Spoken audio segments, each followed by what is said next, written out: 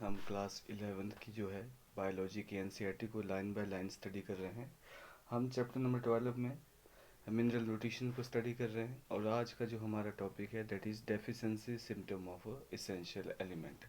तो वो हमने जो है इसेंशियल एलिमेंट के बारे में डिटेल में स्टडी कर लिया है। हमने माइक्रो न्यूट्रिएंट और मैक्रो न्यूट्रिएंट के बारे में भी डिटेल में स्टडी कर लिया है और उनके क्या क्या रोल होते हैं प्लांट में उसको भी हमने डिटेल में स्टडी कर लिया है।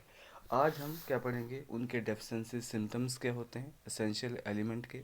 ठीक है, देखो, जब भी हम किसी असेंशियल एलिमेंट को क्या करते हैं, सप्लाई करते हैं, ठीक है, तो हर एक एलिमेंट की क्या होती है, एक क्रिटिकल कंसंट्रेशंस होती है कि जो प्लांट को मिलनी ही चाहिए। ठीक है, तो that the concentration of essential element below which plant growth is retarded is term as a critical concentration.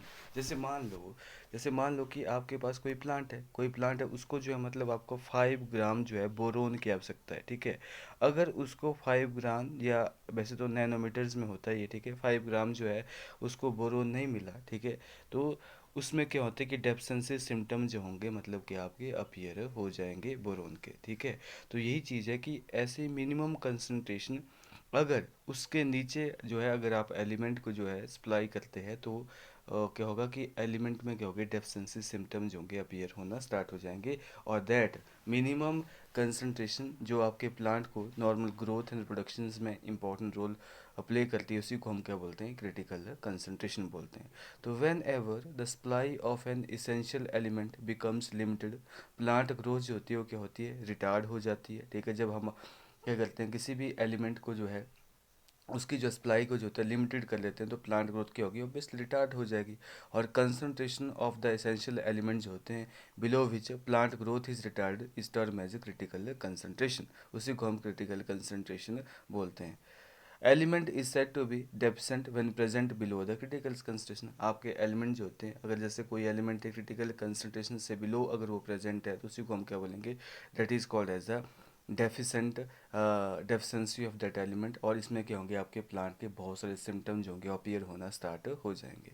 तो since each element has one or more structural, ठीक है, one or more specific structural and functional role in plant, और in the absence of any particular element plant क्या करता है, कुछ morphological changes जो होता है वो शो करता है। और दिस मॉर्फोलॉजिकल चेंजेस क्या होते हैं, यही क्या होते हैं आपके प्लांट में इंडिकेटिव होते हैं किसी भी जो है एलिमेंट की डेफिशिएंसीज के लिए, और इन्हीं को हम क्या बोलते हैं, डेफिशिएंसी सिम्टम बोलते हैं। जैसे मान लो कि किसी प्लांट को जिंक की जो है मतलब नीड है, जिंक की जो है मतलब आवश्यकता है, तो वो क्या करेगा, अगर आपने उस प्लांट को जिंक को नहीं सप्लाई किया तो ऑब्वियसली वो जिंक से रिलेटेड क्या करेगा, अपनी बॉडी में सिम्टम जो है डेफिशिएंसी सिम्टम जो होगा उसकी बॉडी में अपीयर होना स्टार्ट हो जाएंगे। तो वही चीज़ है, ये जो मॉर्फोलॉजिकल चेंजेस जो आते हैं अगर हम किसी न्यूट्रन की सप्लाई को कम कर देते हैं, लिमिटेड कर देते हैं, तो उसी को हम क्या बोलते हैं, डेफिशिएंसी सिम्टम बोलते हैं। और डेफिशिएंसी सिम्टम जो होते हैं वो क्या करते हैं, एलिमेंट टू एलिमेंट क्या करते हैं, वेरी करते हैं। ठीक है, और जैसे ही आपने उस एलिमेंट को सप्लाई कर दिया, ठीक है, वैसे ही क्या होगा, ये सिम्टम भी क्या होंगे, डिसअपियर हो जाएंगे। क्या होंगे, डिसअपियर हो जाएंगे। However if deprivation continue it may eventually lead to death of the plant. ठीक है, अगर क्या हुआ, डिप्राइवेशन हुई तो क्या होगा, ऑब्वियसली डेथ ऑफ प्लांट हो जाएगी। और part of the plant that show deficiency symptom also depend on mobility of element in the plant. Obviously आपका जो है मतलब आपका जो एलिमेंट है मोबाइल है, कि मोबाइल हम पढ़ेंगे क्या होते हैं मोबाइल जो, और ये मोबाइल एलिमेंट्स क्या होते हैं। जैसे for element that are actively mobilized within plant and exported to young developing tissue, the deficiency symptom tend to appear first in the older tissue and then on the younger tissue। ठीक है, जैसे अब कुछ हमारे पास क्या होते हैं, दो टाइप के एलिमेंट होते हैं, एक होते हैं मोबाइल एलिमेंट और एक होते हैं आपके जो मतलब इमोबाइल एलिमेंट।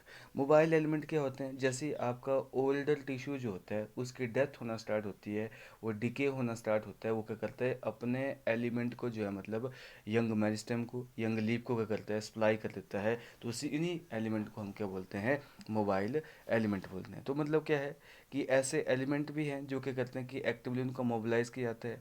और जैसे प्लांट की किसी ओल्डर लीफ की, ओल्डर पार्ट की जो है डेथ होती है तो क्या होगा, ये जो एलिमेंट होते हैं ये यंगर लीव्स और यंगर पार्ट ऑफ प्लांट को जो है सप्लाई हो जाते हैं। तो इन एलिमेंट को हम क्या बोलते हैं, आपका जो मतलब मोबाइल एलिमेंट बोलते हैं, जैसे नाइट्रोजन है, फास्फोरस है, ठीक है, आपका जो मतलब पोटाशियम है, मैग्नीशियम है, ये क्या होते हैं, ये आपके मोबाइल एलिमेंट हैं। अगर इनकी कमी हो जाए, NPK मैग्नीशियम की कमी हो जाए, तो इनकी जो सबसे पहले जो सिम्टम होते हैं वो कहाँ अपीयर होते हैं, इनके जो सबसे पहले जो सिम्टम होंगे वो आपके जो मतलब ओल्डर टिश्यू में जो होंगे सबसे पहले अपीयर होंगे। लेकिन इमोबाइल एलिमेंट क्या होते हैं, इमोबाइल एलिमेंट वो एलिमेंट होते हैं जो कि मतलब ओल्डर से यंगर वन में ट्रांसफ़र नहीं होते हैं। क्यों? क्योंकि ये स्ट्रक्चरल पार्ट ऑफ सेल का पार्ट होते हैं, स्ट्रक्चरल पार्ट ऑफ ऑर्गन के पार्ट होते हैं, सेल मेम्ब्रेन में प्रेजेंट होते हैं, वो सप्लाई नहीं हो सकते। तो ये जितने आपके जैसे सल्फर है, कैल्शियम है, ये क्या है, ये स्ट्रक्चरल कंपोनेंट का पार्ट होते हैं, इसलिए क्या होते हैं, ये इमोबाइल एलिमेंट होते हैं। और इनमें अगर इनकी डेफिशिएंसी हो जाए तो सबसे पहले जो होते हैं आपको जो डेफिशिएंसी सिम्टम होंगे वो क्या होंगे, आपको जो है मतलब यंगर लीव्स में जो होंगे अपीयर होंगे। तो ये दो टाइप के एलिमेंट होते हैं, कौन से मोबाइल हैं, कौन से इमोबाइल है। तो for element that are actively mobilized within the plant, यानी कि मोबाइल एलिमेंट आपने याद रखने हैं, दे आर जैसे क्या होंगे, वो एक्सपोर्ट हो जाएंगे यंग डेवलपिंग टिश्यू के लिए। और deficiency symptom tend to appear, कहाँ पहले अपीयर होंगे, वो पहले ओल्डर टिश्यू में अपीयर होंगे, फिर जाके यंगर टिश्यू में अपीयर होंगे। For example deficiency symptom of nitrogen, potassium, magnesium and जो होते हैं they are visible first in the senescent leaves. और in the older leaves biomolecules होते हैं, बायोमोलिक्यूल ओल्डर लीव्स में क्या होते हैं, बायोमोलिक्यूल्स कंटेनिंग दीज एलिमेंट्स होते हैं, they are broken making these element available for mobilizing the younger leaves. Obviously जो आपके आपके जो मतलब बायोमोलिक्यूल्स होते हैं, ये ऐसे एलिमेंट्स होते हैं, इनमें क्या होते हैं कि जो आपके जो ओल्डर लीव्स में ये बायोमोलिक्यूल्स होते हैं ब्रोक किए जाते हैं, फिर ऑब्वियसली यंगर लीव्स में उनको ट्रांसफर किया जाता है। तो these are the part of the mobile element. और डेफिशिएंसी सिम्टम ऑफ जो आपके इमोबाइल एलिमेंट हैं वो कहाँ अपीयर होते हैं, दे अपीयर आपके जो मतलब पहले यंगर टिश्यू में होंगे, फिर एलिमेंट्री जो होते हैं, क्योंकि आपके रिलेटिवली कैसे इमोबाइल हैं, वो ट्रांसपोर्ट नहीं किए जा सकते। ठीक है, क्या जैसे आपके एग्जांपल है सल्फर एंड कैल्शियम का एग्जांपल जो है आपकी बुक में दे रखा है कि ये कौन से होते हैं, ये जो है इमोबाइल एलिमेंट होते हैं। क्यों होते हैं? क्योंकि ये सेल के स्ट्रक्चरल कंपोनेंट का पार्ट होते हैं और इसको ईजिली जो है रिलीजन नहीं किया जा सकता। तो these aspect of mineral nutrition और प्लांट जो होते हैं, ये बहुत ही ग्रेट सिग्निफिकेंस का होता है और इम्पोर्टेंस का होता है हमारे एग्रीकल्चर एंड हॉर्टिकल्चर में। तो यहाँ पे क्वेश्चन कैसे आते हैं, आपके क्वेश्चन आते हैं मोबाइल एलिमेंट और इमोबाइल एलिमेंट क्या होते हैं। मोबाइल एलिमेंट क्या होते हैं, ये वो एलिमेंट होते हैं, क्या होते हैं, जो older part of the plant जब उसकी डेथ हो रही होती है तो उसमें क्या होगा, वो यंगर पार्ट ऑफ प्लांट को ट्रांसफर कर देता है।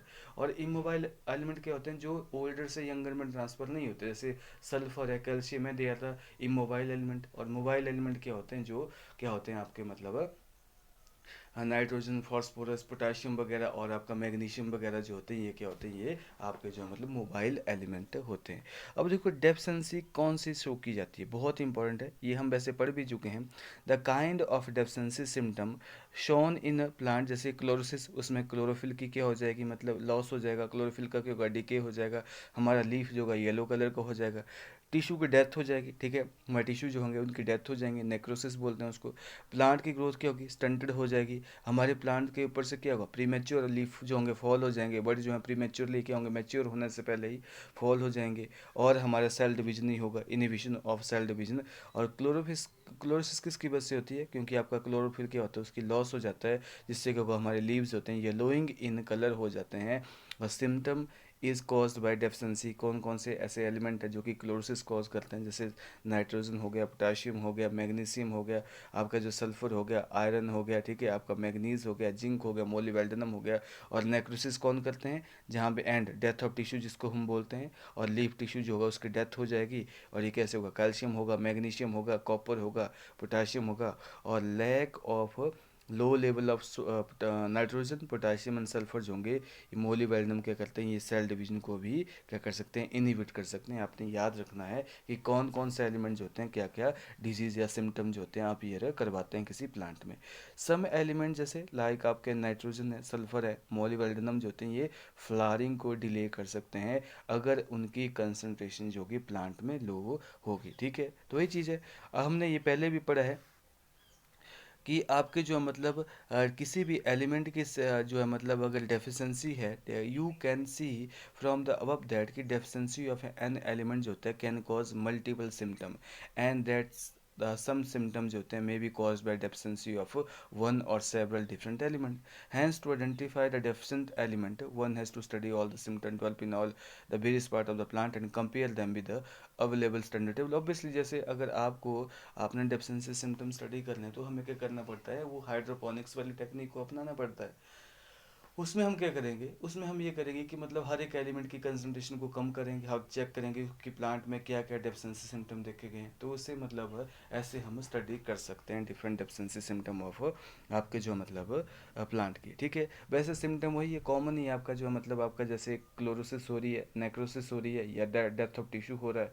ठीक है, इनहिबिशन ऑफ सेल डिवीजन हो रहा है, डिले इन फ्लावरिंग हो रही है, स्टंटेड ग्रोथ हो रही है. ठीक है, प्रीमेच्योर जो होते हैं मतलब आपके लीफ और बड जो होते हैं उनकी फॉलिंग हो रही है. ये आपके 5-6 सिम्टम्स होते हैं, वो सभी जो है मैक्सिमम कर ही रहे हैं. ठीक है, उसके बाद एक एक बहुत ही इंपॉर्टेंट टॉपिक आता है टॉक्सिसिटी ऑफ माइक्रोन्यूट्रेंट. कोई चीज़ जो होती है बेटा, जो कोई चीज़ जो होती है वो लो कंसंट्रेशन में भी ठीक नहीं होती है और उसको बहुत ज़्यादा खिलाने से भी ज़्यादा अच्छी नहीं होती है. जैसे मान लो कि आपके प्लांट को जो है 5 मिलीग्राम ऑफ जो है किसी एलिमेंट की जो है मतलब ज़रूरत है, लेकिन आपने उसको 50 मिलीग्राम दे दिया, तो जब उसमें हाइयर कंसंट्रेशन उस एलिमेंट की हो जाएगी, उसी अवस्था को, उसी स्टेट को हम बोलते हैं टॉक्सिसिटी. ठीक है, आपने ज़्यादा दे दिया. तो मतलब कि रिक्वायरमेंट ऑफ माइक्रो न्यूट्रिएंट जो होती है that is always in low amount. ठीक है, वो लो अमाउंट में चाहिए होते हैं. ये माइक्रो न्यूट्रिएंट जो होते हैं हमेशा लो अमाउंट में चाहिए होते हैं. While their moderate decrease cause deficiency symptom. अगर थोड़ा सा कमी आ जाए तो ऑब्वियसली डेफिशिएंसी सिम्टम हो जाते हैं. और आपने मॉडरेट इंक्रीज कर दिया, उनको ज़्यादा दे दिया, तो बोलने का मतलब क्या है कि टॉक्सिसिटीज होती है प्लांट में आ सकती है. ठीक है, तो in other word narrow range of concentration eight which the element जो होते हैं वो क्या होते हैं, ऑप्टिमम होते हैं. ठीक है, ऑब्वियसली हमें ऑप्टिमम सप्लाई करना पड़ती है आपके एलिमेंट की. और any mineral ion concentration in tissues होते हैं जो क्या करता है कि हमारे प्लांट की जो मतलब ड्राई वेट को रिड्यूस करता है टिश्यू को by 10% is consider as a toxic. अगर आपने उस एलिमेंट को इस वे में क्या किया, सप्लाई किया, जिसकी वजह से क्या हो गया, प्लांट का जो है मतलब प्लांट का ड्राई वेट जो होता है वो 10% से गिर गया, that is called as a toxic element बोलेंगे. और सच क्रिटिकल कंसंट्रेशन जो होती है वो वेरी करती है among different micronutrient. The toxicity symptom क्या होते हैं, ये बहुत ही डिफिकल्ट होते हैं आइडेंटिफाई करने के लिए. और toxicity level of any element जो होता है वो डिफरेंट प्लांट के लिए डिफरेंट डिफरेंट होता है, वेरी करता है. हो सकता है कि एक प्लांट में 5 ग्राम जो होता है वो टॉक्सिक है, और हो सकता है एक प्लांट में 3 ग्राम जो टॉक्सिक है. ये अलग अलग वेरी करता है. और many time excess of an elements क्या करेगा, अगर आपने एक एलिमेंट को एक्सेस में दे दिया तो दूसरे एलिमेंट की अपटेक को भी क्या करेगा, इनहिबिट करता है. इनहिबिट करता है, बहुत ही इंपॉर्टेंट है, यहाँ से क्वेश्चन आपका एग्जाम में पूछा गया है. ठीक है, जैसे फॉर एग्जांपल आपने क्या किया, प्रोमिनेंट सिम्टम क्या होते हैं, मैग्नीज टॉक्सिटी की. आपने मैग्नीज को जो है ज़्यादा अमाउंट में क्या कर दिया, सप्लाई कर दिया. तो प्रोमिनेंट एग्जांपल क्या है, मैग्नीज टॉक्सिसिटी का क्या है कि यहाँ पे क्या होते हैं, वहाँ पे ब्राउन स्पॉट जो होते हैं वो अपीयर हो जाते हैं, and that brown spot is surrounded by chlorotic बेन्स. ठीक है, तो वही चीज़ है कि आपकी जो मैग्नीज की जब टॉक्सिसिटी हो जाती है तो हमारे प्लांट में, लीफ में क्या होंगे, हमारे ब्राउन स्पॉट जो होते हैं वो अपीयर हो जाएंगे, और उनको जो है येलो कलर की जो वेन्स होगी वो क्या करेगी, सराउंड करेगी. ठीक है, लेकिन इसका एक इम्पॉर्टेंट है कि it is important to know that कि मैग्नीज जो होता है वो क्या करेगा, ऑब्वियसली टॉक्सिक एलिमेंट के रूप में काम कर रहा है, तो ये क्या करेगा, compete करेगा आयरन एंड मैग्नीशियम में. ये क्या करेगा, आयरन और मैग्नीशियम के साथ भी compete करेगा for their Uptake, and with magnesium for कैसे, बाइंडिंग विद एंजाइम. ऑब्वियसली आपका मैग्नीशियम जो होता है बहुत सारे एंजाइम के साथ क्या करता है, बाइंड करता है, उनको एक्टिवेट करता है. तो ऑब्वियसली जब मैग्नीज ज़्यादा होगा तो वहाँ पे मैग्नीज क्या करेगा, compete करेगा फॉर बाइंडिंग ऑफ एंजाइम. और मैग्नीज क्या करेगा, also inhibit calcium translocation in shoot apex. Calcium translocation को भी क्या करेगा, इनहिबिट करेगा. तो therefore excess of manganese क्या करता है, may in fact induce deficiency of iron. ठीक है, आपकी मैग्नीज की टॉक्सिसिटी से वजह से क्या हो रहा है, ध्यान रखना कि मैग्नीशियम की टॉक्सिसिटी से क्या हो रहा है, आपकी आयरन, मैग्नीशियम और कैल्शियम की डेफिशिएंसी हो सकती है. ऑब्वियसली उनको क्या करेगा, ब्लॉक करेगा, उनको अपटेक करने से क्या करेगा, प्लांट को रोकेगा. ठीक है, thus what appear as a symptom of manganese. ऐसा तो उस प्लांट में क्या होगा, आपको मैग्नीज टॉक्सिसिटी के सिम्टम भी अपियर होंगे, लेकिन साथ साथ में आयरन, मैग्नीशियम और कैल्शियम के डेफिशिएंसी सिम्टम भी अपीयर होंगे, क्योंकि वो उनकी अपटेक के साथ क्या कर रहा है, मतलब उनको अपटेक करने से क्या कर रहा है, मतलब थोड़ा सा रोक रहा है, ठीक है। Thus what appear as a symptom of manganese toxicity may actually be the deficiency symptom of iron, magnesium and calcium. Can this knowledge be the some importance to farmer, a gardener, और even obviously हम इसकी knowledge को apply करेंगे तो obviously हम क्या करेंगे, मतलब आपका जो मतलब फिर उसकी टॉक्सिसिटी को पूरा किया जा सकता है, ठीक है, उसको रिड्यूस किया जा सकता है। उसके बाद है कि आपके हमने क्या पढ़ा, हमने सारे एसेंशियल मिनरल स्टडी कर लिए, हमने मैक्रो न्यूट्रिएंट स्टडी कर लिए, हमने माइक्रो न्यूट्रिएंट स्टडी कर लिए हैं, हमने जो मतलब मोबाइल एलिमेंट जो है स्टडी कर लिए हैं, हमने जो मतलब आपके जो है माइक्रो न्यूट्रिएंट की टॉक्सिसिटी को स्टडी कर लिया है। तो आज अब हम क्या करेंगे, अब हम मैकेनिज्म ऑफ न्यूट्रॉन की एब्जॉर्प्शन कैसे होती है, उनकी एब्जॉर्प्शन कैसे होती है। तो much of the studies on mechanism of absorption of element by plant has been carried out in isolated cell tissue और ऑर्गन, ठीक है। ऑब्वियसली हम क्या करेंगे, अब मैंने आपको प्रीवियस चैप्टर में भी पढ़ा है कि आपके जितने भी मिनरल न्यूट्रिएंट हैं वो क्या होते हैं, उनको एक्टिवली जो होते हैं दोनों ऑब्जर्व होते हैं, एक्टिवली भी ऑब्जर्व किया जाता है और आपके जो मतलब पैसिवली एब्जॉर्व किया जाता है। लेकिन मेजर रूप में कैसे एब्जॉर्व होते हैं, they are absorb as a active transport में उनको क्या किया जाता है, एब्जॉर्व किया जाता है। तो much of the studies on mechanism of absorption of element by plant has been carried out in isolated cell tissue और ऑर्गन, और दी स्टडीज होती है reveal that process of absorption can be demarcated into two main phases. Obviously in the first phase में क्या होगा, initial rapid uptake होगा ions का into the free space और outer space of the cell. Apoplast is passive, obviously आपके जो minerals होते हैं उनका जो एब्जॉर्प्शन होता है वो एपोप्लास्ट पाथवे से भी होते हैं, और एपोप्लास्ट क्या होता है, वो जो है आपके सेल वॉल और इंटरसेलुलर स्पेसिस के बीच में ये क्या होंगे, आपका जो है मतलब एब्जॉर्प्शन होगी, तो उसको हम क्या बोलेंगे, पैसिव होगा। सेकंड फेज होगा, उसमें क्या होगा, जो हमारे आयंस होते हैं वो साइटोप्लाज्म या हमारे सेल मेम्ब्रेन को क्रॉस कर जाते हैं, ठीक है, तो वहाँ पे क्या होगा, ये सिम्प्लास्ट वे में होगा। और पैसिव मूवमेंट होती है आयन की इनटू एपोप्लास्ट, यूजली जो होती है वो आयन चैनल के थ्रू होती है, ठीक है। और ट्रांस मेम्ब्रेन प्रोटीन जो होती है इसमें इंपॉर्टेंट रोल प्ले करती है, जो कि एक सिलेक्टिव पोर बनाती है हमारी सेल मेम्ब्रेन में, ठीक है, सेल वॉल में। और ट्रांस जो आपको on the other hand entry or exit of ion to and from the symplast require the, इसमें क्या होता है, आपके सिम्प्लास्ट पाथ में क्या होता है, एनर्जी जो होती है मतलब वो लगती है, ठीक है, एनर्जी को एक्सपेंडिचर करना पड़ता है, ठीक है, तो वही चीज़ है। तो ये क्या है, आपका सिम्प्लास्ट जो है क्या है, वो पैसिव अपटेक होता है, ठीक है, पैसिव अपटेक होता है।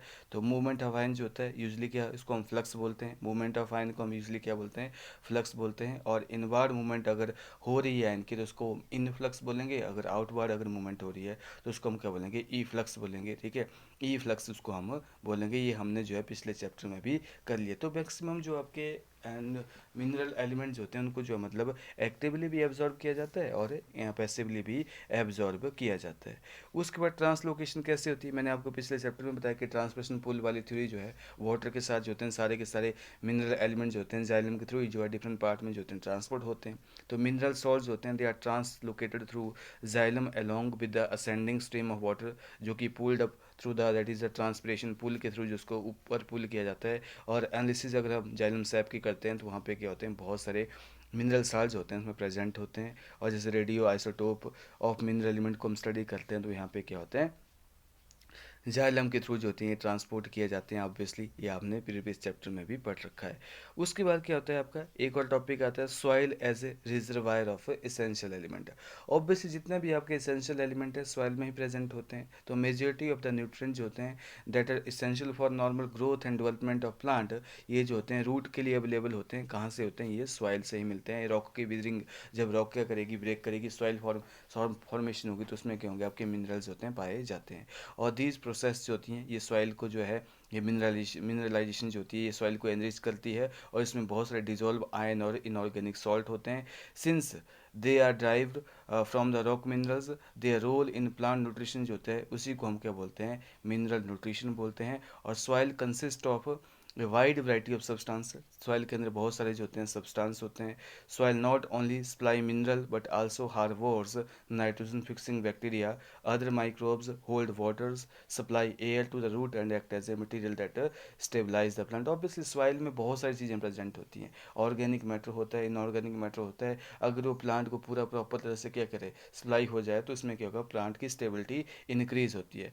लेकिन अगर मिनरल की डेफिशिएंसी सॉइल में हो जाएगी तो क्या होगा, मतलब तो क्या क्रॉप यील्ड को भी अफेक्ट हो सकता है, क्रॉप यील्ड की क्वांटिटी क्वालिटी जो होती है डिक्रीज हो सकती है। तो इसलिए हम क्या करते हैं, फर्टिलाइजर के थ्रू क्या करते हैं, मिनरल्स की क्या सप्लाई करते हैं, जैसे NPK, नाइट्रोजन, फॉस्फोरस और पोटाशियम जो होता है, हमारे पास जो फर्टिलाइजर अवेलेबल होती है उसको हम सप्लाई करते हैं, सल्फर वगैरह।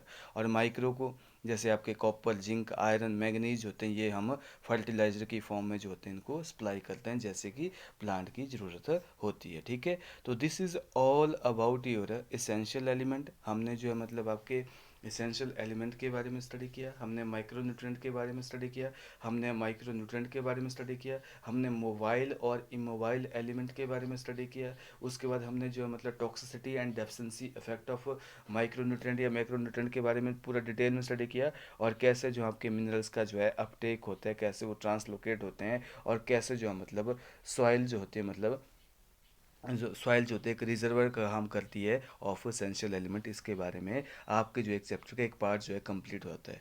इसके बाद जो टॉपिक आएगा दैट इज़ नाइट्रोजन का कैसे मेटाबॉलिज्म करती हैं, और ये बहुत ही इंपॉर्टेंट है। यहाँ से बहुत सारे क्वेश्चन जो होते हैं आपके एग्जाम में बनते हैं, जिसमें हम क्या पढ़ेंगे, नाइट्रोजन साइकिल को स्टडी करेंगे। ठीक है, उसके बाद हम क्या करेंगे, बायोलॉजिकल नाइट्रोजन फिक्सेशन को डिटेल में स्टडी करेंगे। ठीक है, तो this is all about it.